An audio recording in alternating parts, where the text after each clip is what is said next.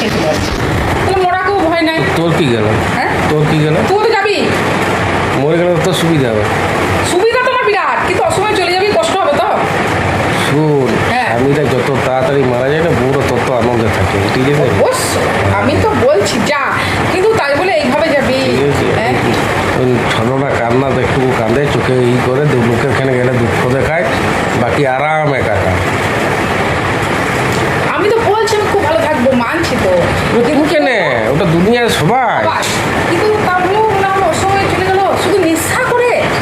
হ্যাঁ আমি তো তোকে বললাম, তুই গুটকা ছাড়তে পারছিস না বলে মরে যাবি? আমি তো তোকে বললাম, কি বললি আমার? ঠিক আছে, যে দুনিয়ায় যত তাড়াতাড়ি মারা যায় তত মঙ্গল। বুড়ো বয়সে মারা যায়। একবার বিষ খেয়ে মরে যাকে নেই। হ্যাঁ তুমর একবার বিষ খেয়ে মরে যাকে নেই। তুমর ওই যে রাত্রেবেলাতে আমার ভয় লাগছে, আমি যাইনি, আমার ভয় লাগছে। তা আমার ভয় লাগছিল তাই বললাম। তোর বাপ মরে গেছে, তাতেই তোর ভয় লাগছে। অন্য কেউ মরলে তুই কী করবি? বুঝিস না, ভয় লাগবে না তাই বললাম। আমি লোকালকে ব্যবস্থা করে দেবো দিকে, কিসের ব্যবস্থা? বুঝলি? মানে আমি মরে গেলে তো কী হবে বুঝতে পারছিস? তুই হাট করে তুইও মরে যাবি। তুই মরে গেলে আমার কিছু হবে না। আমি ঘরে তালা তুলে পড়ে কেটে পড়বো, আমি থাকতে পারবো না।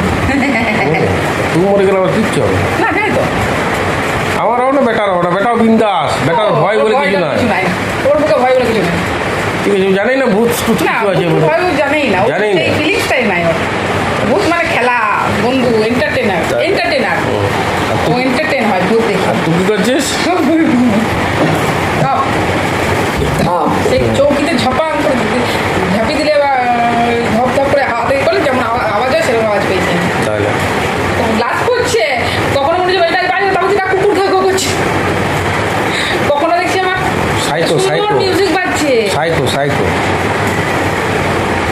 মেরে দেবো তো, সাইকো ঘুচিয়ে দেবো, আগে হয়েছে। সাইকো। ও ফোনটা আমরা বেরিয়ে যাওয়ার পরে ফোনটাতে গান লাগে, হেডফোন নিয়ে ঢুকে পড়ি বুঝতে পারি। আমি তো বলবো আর দরজা লাগিয়ে বসে থাকবো। দরজা লাগিয়ে তোর যেমন গান শুনতে ইচ্ছা হয়, হরে আমি তো কৃষ্ণ রাত রাধা করে খাবো, কৃষ্ণ আমার বেরোবোই না আমি। রাধা কৃষ্ণ, হ্যাঁ। আর তুই কি নিপত নাম হই যেটা দরকার। বাবারে বাবারি, কি আতঙ্ক, কি বুঝবি? আমার বুঝার কিছু নাই রে, আমি কোনো ভয়ই পাই না। তোরা পাবি না তো, দুটো জিনিসটা ফিলিংসটাই তো নাই। আমার তো ছোটো থেকেই আমি ভীতু, ভূতকে ভয় পাই। তোর ভগ্নিপুর তো তোর এরকম শালা বলছে আমি ঘুম হয়ে গেছে, আমি তুমি ঘুমাও। মহাদেবের মতো চুপচাপ বসে আছে দেয়াল ঠেল দিয়ে লাইট জ্বালিয়ে।